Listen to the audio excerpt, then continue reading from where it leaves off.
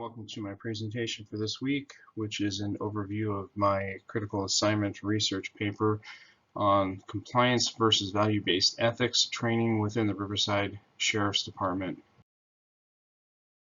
Enforcement as a whole is centered on rules that must be enforced or compliance with the laws of its society, and it's the very reason for its existence, with safety for the public as a byproduct of compliance with these rules, or the enforcement of the compliance of these rules.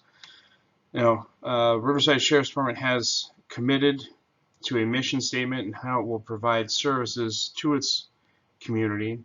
And in order to carry out this mission, deputies must know and understand the code of ethics and the values that are expected of them.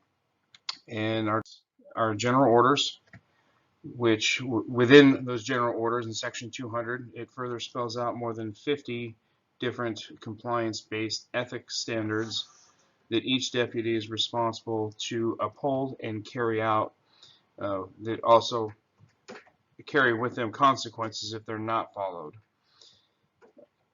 Now, the spirit of the law enforcement code of ethics and our value statement provide a foundation for value-based ethics the deputy should have.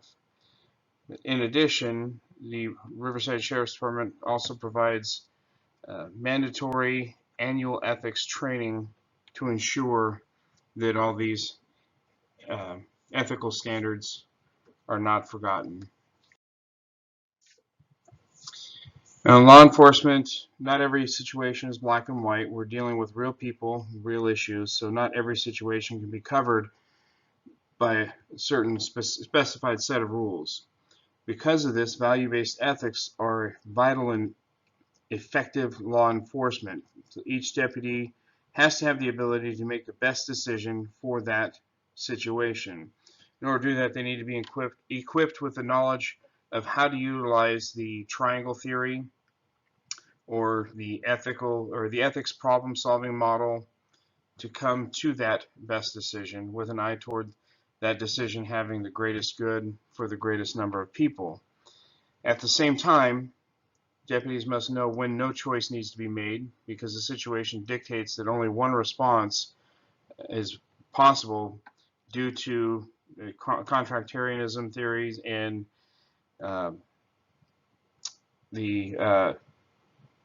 or categorical imperative theories, which are compliance-based, meaning in those situations where a decision is not going to be made, it's because it is covered by a certain set of rules or laws, and there's only one action that can be taken.